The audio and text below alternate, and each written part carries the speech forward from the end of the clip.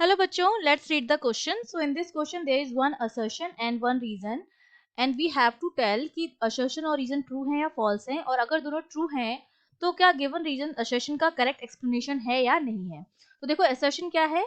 A horse cannot run a cart in empty space. empty space में एक horse cart को run नहीं कर सकता है, ये हमारा assertion है. reason है that a cart runs only on account of reaction of the ground on the feet of the horse.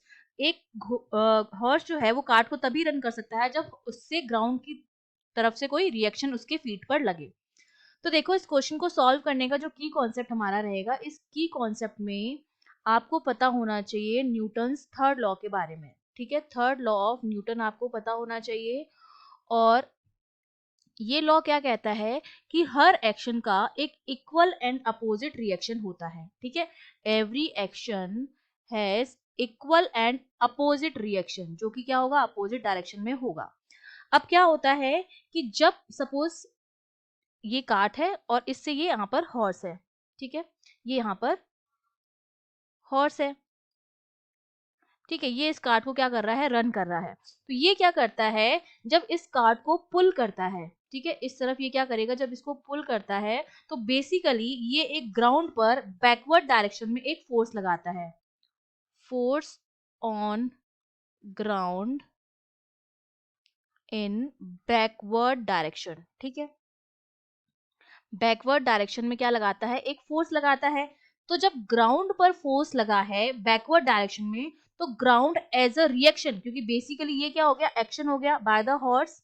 ठीक है, फोर्स लगा रहा है ग्राउंड पर बैकवर्ड डायरेक्शन में, तो as a action, as a reaction, ये जो ये इधर ग्राउंड पर लगा रहा था, तो एज अ रिएक्शन ये ग्राउंड जो है वो उसकी फीट पर क्या लगाता है, एज अ रिएक्शन वो फीट पर इक्वल फोर्स जो है वो अप्लाई करता है, equal force in opposite direction on feet of horse, opposite direction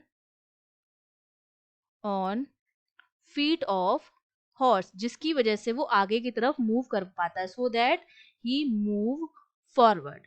ठीक है, यही रीजन होता है कि वो कार्ट को खींच पाएगा.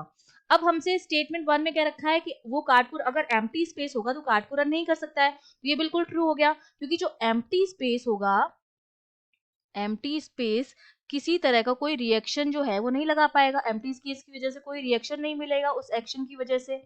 ठीक है, और जब कोई रिएक्शन नहीं मिलेगा तो जो हॉर्स होगा वो कैन नॉट मूव, वो मूव नहीं कर पाएगा. जब तक उसके फीट पर किसी तरह का कोई फोर्स नहीं लगेगा एज अ रिएक्शन, वो मूव नहीं कर सकता है. तो ये असर्शन मेरा जो हो गया वो ट्रू हो गया कि किसी भी हॉर्स को अगर मूव करना है आगे की तरफ या किसी कार्ट को रन कराना है, उसके लिए जरूरी है कि वो जितना फोर्स वो ग्राउंड पर लगा रहा है बैकवर्ड डायरेक्शन में, ग्राउंड भी उसके फीट पर उतना ही फोर्स लगाए in forward direction. Action reaction होना चाहिए.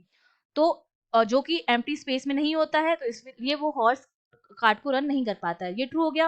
और जो गिवन रीजन है वो भी बिल्कुल ट्रू है. यही रीजन है कि वो जो है उस कार्ट को रन नहीं कर पाता है, क्योंकि ग्राउंड की वजह से जो रिएक्शन लगता है वो उसकी वजह से कार्ट को रन करता है, जो यहाँ पर नहीं कर पा रहा है. तो असर्शन भी ट्रू है, रीजन भी ट्रू है, और रीजन जो है करेक्ट एक्सप्लेनेशन भी है. That means A option is correct. I hope you understood well. All the best.